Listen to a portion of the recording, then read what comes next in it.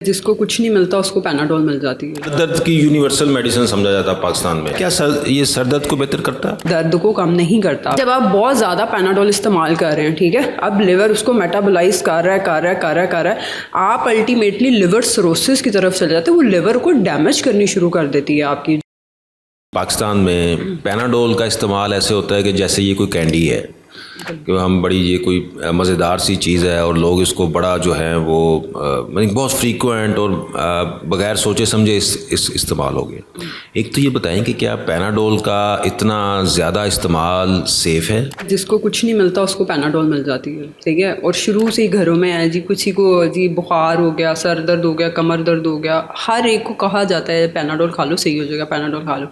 अब मैं आपको इसके पीछे की ना थोड़ी सी बताती हूँ कि पैनाडोल एक्चुअली है क्या। पैनाडोल एक पेन किलर, ठीक है, एनएसएड्स की कैटेगरी में हम इसको नहीं लेते, ये थोड़ा सा उससे डिफरेंट होता है इसका मैकेनिज़्म। पैनाडोल जो है नो डाउट, ठीक है, इसको एसिटाइल सैलिसिलिक एसिड कहते हैं, एसिड है। सबसे पहले तो ये देखना है कि इसका जो केमिस्ट्री है ना, जिसको फार्मूला, वो एसिड बेस्ड है, तेज़ाब है, ठीक है। एस्पिरिन भी तेज़ाब है, डिक्लोफेनेक जो पेन किलर्स ले रहे हैं वो भी सारे एसिड्स बेस्ड हैं। तो आप देखें जब एसिड आप अपने डायरेक्टली स्टमक के अंदर डाल रहे हैं, एक तो पहली बात कि वो स्टमक को वैसे ही मतलब बिल्कुल आप कहें कि आप रेगुलर यूज़र हैं तो अल्टीमेटली आप मतलब फील करेंगे कि आपका जो मैदा है ना वो थोड़े अर्से बाद बिल्कुल काम करना छोड़ गया। आजकल तो आपको पता है मैदे के वैसे ही बहुत मसले मसाइल हैं, तो आपको पता ही नहीं लग रहा होता कि आपका मैदा ख़राब क्यों है। आप अपनी डाइट या आप अपनी जो है वो देख ही नहीं रहे, अपनी चीज़ें ही नहीं देख रहे, क्योंकि आप पैनाडोल के बहुत ज़्यादा यूज़र हैं। आप रेगुलरली थोड़ा सा हेडेक, देखिए पैनाडोल जहाँ नहीं भी इस्तेमाल करनी ना वहाँ भी इस्तेमाल हो रही है। अब आप देखें कि हल्का सा सर दर्द हो गया, ठीक है, आप टायर्ड हैं, ऑफिस से आए, ये तो एक डेली की रूटीन है ना, तो इसमें पैनाडोल का कहाँ से कमाल आ गया। हाँ, ये कि अनलेस अनटिल पैनाडोल किन चीज़ों के लिए इस्तेमाल होता है, it is the best antipyretic, हम उसको कहते हैं कि बुखार कम करता है, एंटी इन्फ्लेमेटरी, इन्फ्लेमेशन को नहीं कम करता, एनाल्जेसिक नहीं है, दर्द को कम नहीं करता, दर्द को कम नहीं करता, तो ये सर दर्द में क्यों फिर रेकमेंड किया जाता है? ये एनाल्जेसिक है बहुत कम प्रॉपर्टी के साथ, ज़्यादा इसका ताल्लुक बुखार के साथ है, ठीक है। बाकी जो है डिक्लोफेनिक सोडियम हो गया, बाकी ब्रूफेन हो गया, इनका ताल्लुक दर्द ख़त्म के साथ है। जैसे डिक्लोफेनिक में आप डिक्लोरान का बड़ा मशहूर नाम सुनते हैं, ठीक है, ब्रूफेन का नाम सुन रहे हैं आप, इनका दर्द से ताल्लुक है। पैनाडोल का जो है वो बुखार से ताल्लुक है, वो बुखार में इतनी असर नहीं करेंगी, ये जो है दर्द में इतना असर नहीं करेगा। क्योंकि आप देखें आपके एक सबकॉन्शियस माइंड के अंदर चीज़ चल रही है ना कि मैंने इसी से ही ठीक होना है, ठीक है। आप लेंगे तो आपको फील होता है, हालांकि मतलब आपको ज़रूरत नहीं है। अब आप देखें एक दवाई जिसकी जहाँ ज़रूरत ही नहीं है, जब आप वो बार बार खाई जा रहे हैं, अब इसका जो है ना हम एक मिस यूज़ की बात करते हैं और एक ओवर यूज़ की बात करते हैं। आप तो इस पे मैं हैरान हुआ हूँ कि आप कह रहे हैं कि ये पेन किलिंग इफेक्ट इसका नहीं है। हाँ, ज़्यादा नहीं है, एनाल्जेसिक के तौर पर आप इसको नहीं ज़्यादा ले सकते। अच्छा। आपने देखा होगा, आप बुखार की सूरत में जाते हैं डॉक्टर, आप अपने घुटने दर्द के लिए, आप अपनी बॉडी पेन्स के लिए जाते हैं, तो डॉक्टर पैनाडोल के साथ एक कॉम्बिनेशन होता है न्यूब्रल फोर्ट के नाम से, जिसमें ऑर्फेंड्रीन है जो कि दर्द को पैरासीटामोल के साथ कॉम्बिनेशंस हैं जो कि दर्द के लिए सजेस्ट किए जा रहे हैं। पैनाडोल इटसेल्फ नहीं इतना ज़्यादा अच्छा नहीं है एनाल्जेसिक। सब यहाँ पे इसको सर दर्द की यूनिवर्सल मेडिसिन समझा जाता है पाकिस्तान में। हाँ, तो क्या ये सर दर्द के लिए ये है क्या, ये सर दर्द को बेहतर करता है? देखिए इसमें सर दर्द को मैंने आपको बताया ना, ये आपका जब एक माइंड इस चीज़ पे आ जाए ना कि मेरा इसी से ठीक होगा, तो फिर वो उसी से ही ठीक होगा। मैं आपको बता रही हूँ सर दर्द में इतना फ्रीक्वेंट आप, ठीक है, एनाल्जेसिक प्रॉपर्टी जो थोड़ी इसकी है वो आपका सर दर्द का, क्योंकि थोड़ा ही हो रहा है ना, वो ज़्यादा नहीं हो रहा। ज़्यादा सर दर्द तो वो हो सकता है कि इट वुड बी मिग्रेन, हो सकता है कि उसका कुछ और ब्लड प्रेशर रीज़न हो सकती है। मतलब आप देखें हम सबसे पहले अपना उस रीज़न को आइडेंटिफाई किए बगैर, और जब अगर आपका स्टमक भी समटाइम्स इशू कर रहा है, आपको स्टोन्स हैं, उसके नतीजे में थोड़ा हाइपरटेंशन होता है, उसके नतीजे में भी सर दर्द हो रहा होता है। तो एक सबसे पहली बात है कि डॉक्टर साहब हम एक रूट ही नहीं देखते ना, हम कॉज ही नहीं देखते, हम ट्रीटमेंट पे फ़ौरन शिफ्ट हो जाते हैं। ये हर एक का यही सेल्फ ट्रीटमेंट। आप देखिए OTCs का यही है ना, ओवर द काउंटर ड्रग्स कौन है, उसके अंदर ये सारी पैनाडोल वगैरह सबसे पहले, क्योंकि ये ईजीली एसेसिबल होती हैं, घरों में ढेर लगे हुए होते हैं, हर एक को हम भी सजेस्ट करते हैं। अपने बच्चों से लेकर बड़ों तक, थोड़ा सा माथा गर्म लग रहा है पैनाडोल दे दो थोड़ा सा। तो बच्चों के अंदर आप देखेंगे कि ये लिवर के, जिगर के मसले जो हैं, क्योंकि आप देखें हर एक जो ड्रग है ना उसने मेटाबोलाइज होना है। मेटाबोलाइज मतलब उसने टूट के जिस्म में एब्जॉर्ब होना है। अब कुछ दवाइयाँ जो हैं वो लिवर मेटाबॉलिज्म के लिए बेस्ट समझता है, कुछ दवाइयाँ जो है ना वो किडनी के थ्रू मेटाबोलाइज होती हैं।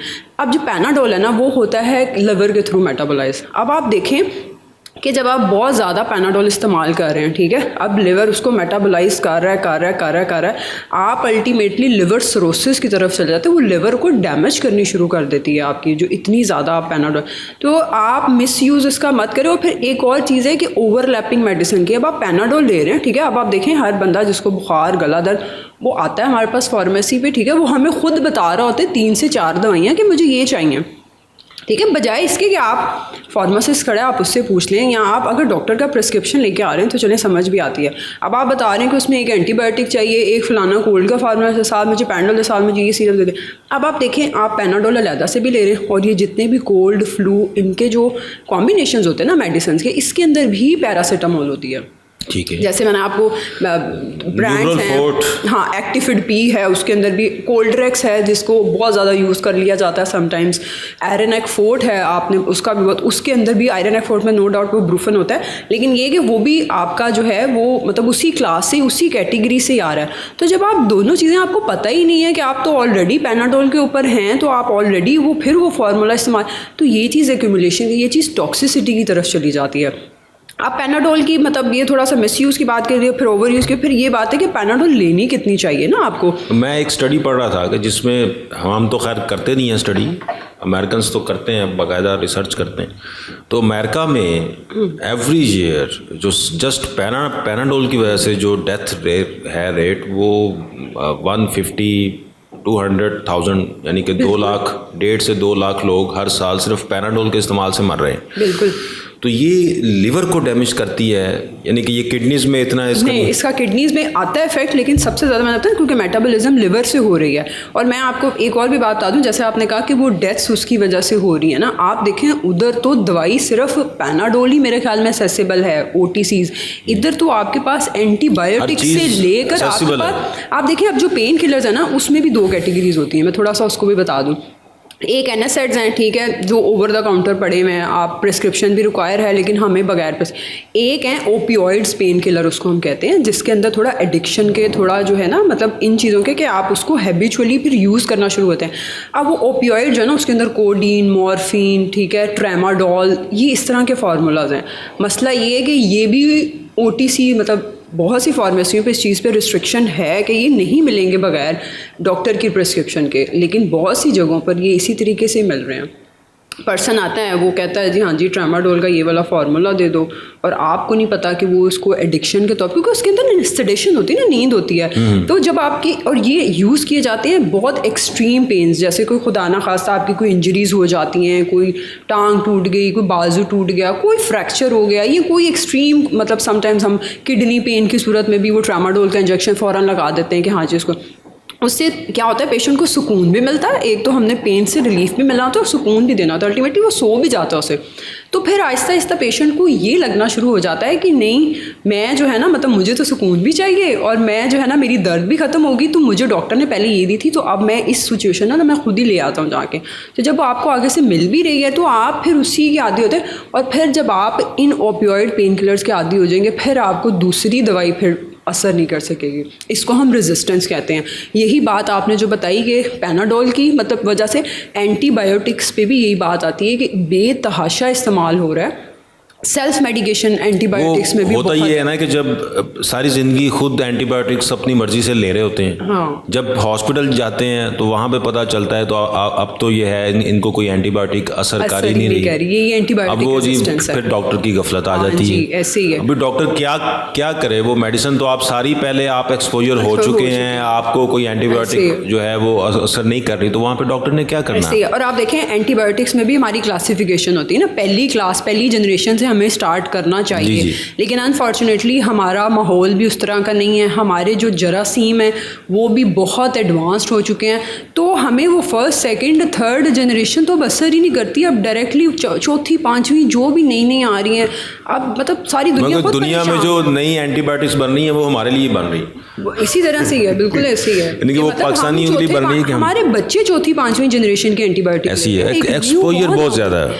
बहुत एक्सपोजर ये एंटीबायोटिक रेजिस्टेंस। तो आपको लिहाजा पैनाडोल मैम आपको किन किन कंडीशंस में इस्तेमाल करनी चाहिए कि यार ये आखिरी है, इसके बाद अब हम हमें इस्तेमाल कर लेनी चाहिए? हाँ, आप देखें सारी दवाई जो है ना जो भी है, पैनाडोल तो आ जाती है OTC में, जिसको आप सेल्फ मेडिकेशन भी कह सकते हो, ओवर द काउंटर ड्रग भी कह सकते हैं कि आप उसको खुद भी ले सकते हैं।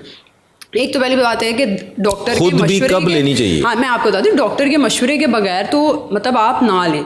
हाँ, आपको बुखार महसूस हो रहा है, ठीक है, आपका टेम्परेचर 99-100 पे चला गया है, आपको महसूस हो रहा है कि हाँ ये इसके साथ, तो this is the condition for taking. और हाँ, आपको लग रहा है कि मेरा सर दर्द है जो कि थोड़ा सा परसिस्टेंट भी है, कोई लेथार्जी है या क्या है, तो इसमें आप ऑन ऑफ ले सकते हैं। इसमें आप ऐसा रेगुलर बेसिस पे मत जाएं। आपको ये एक साइलेंट किलर है, जो दवाई है ना, ये सारी मतलब जो भी हैं, आप आहिस्ता आहिस्ता आहिस्ता आहिस्ता स्लोली, जैसे आप कह रहे हैं ना, आप एक बॉडी के अंदर वो एक्यूमुलेट होना, जमा होना, फिर वो जब अल्टीमेटली आपका लिवर डैमेज को खुदा ना खास्ता ये कोई इस तरह सा आपको पता है, फैटी लिवर सिरोसिस, ये वो हेपेटाइटिस, ये सारी चीज़ें बच्चों में बड़ों में बहुत कॉमन हो चुकी हैं। हमारे इन्वायरमेंट का भी इसके अंदर रोल है, हमारी जो है डाइट तो चलेंगे, दवाइयों का बहुत रोल है इसके अंदर, क्योंकि हर दवाई ने जाना ही गुर्दे से जिगर से होके बाईपास होके, तो अल्टीमेटली उसने उसको असर करना है। लिहाजा पैनाडोल भी जो है वो आपका जिगर फेलियर का बायस बन सकती है। बेशक, बिल्कुल। तो इसको भी आप इस्तेमाल इंतहाई जो है वो उसकी हालत में करें, मजबूरी की हालत में करें, बहुत ज़्यादा आम इस्तेमाल इसका ना करें। बहुत शुक्रिया, थैंक यू।